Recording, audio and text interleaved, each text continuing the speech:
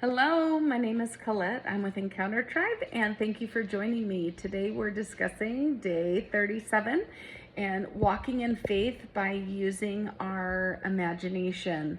I have imagined doing this social media thing for at least a year, and I did not take the leap of faith, but I have thought about how that looks, meditated on what I envision God asking of me and seeing myself doing it, playing it out. But finally, July 1st, God really said, okay, do it. And I stepped into it. And I think all that time of seeing that that was where I was going was helpful to me, but I didn't utilize the tool as well as I could have. So tomorrow I have this test that I'm taking, and I am actually utilizing my imagination, believing God for what He wants for me, which is to do really well and have a high score. And I have been shutting my eyes and just meditating on the number that God gave me and seeing myself doing really, really well and having so much peace and confidence as I sit there and take the test, and that I am going to be able to understand the questions. And I just envision myself doing all the pieces, arriving, checking in, and then being done and feeling so amazing and free that, yes, I just accomplished something huge. And then the joy of receiving my exam score and getting so excited about seeing it as reality. Now, there is athletes that totally use this and it works wonders for them.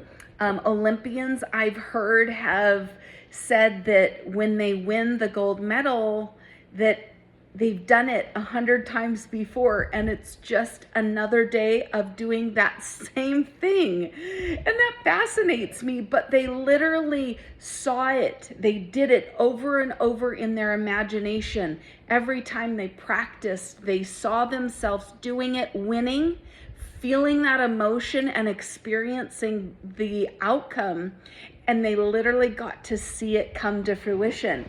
So that's what we're doing, but with the Lord, not saying that they aren't doing the things the Lord, they obviously are doing what they're called to do. But when we look on spiritual things, we might not see that that exercise would be as fruitful, but it is. So if there are large leaps of faith that God is wanting you to believe Him for, and you're not quite able to take that step, or maybe now isn't the timing to take that step. Now is the timing to take the step in our imagination, in our hearts, and begin to ask the Lord maybe some questions like, what is it going to look like at this place? Or maybe He's asking you to go work somewhere, and it's a really big responsibility, a big job, and you're nervous and you know the timing isn't quite yet, but it's coming. So envision yourself getting dressed in the outfit that you have, in the suit, and then seeing yourself walking through the doors, greeting the person who's going to interview you, shaking their hand, exuding joy and confidence, sitting in the interview, getting the questions asked to you, and then answering those questions, hearing yourself speak in your imagination all the wonderful things. What's your strength? What can you bring to the team? You know, just playing it all out and having that amazing time of experiencing it right now, and then continuing to go and feel the emotion of that confidence. Feel the conviction of you knowing that you are qualified for that job and that you are the right candidate. And then seeing yourself after you've gone through the interview, that you get the job and you accept it, and you are so grateful to the Lord for the opportunity, for the door to open, for the right person to interview you. All those play a key role in getting your imagination to come into the heart of the Lord, because He obviously wants you to do well.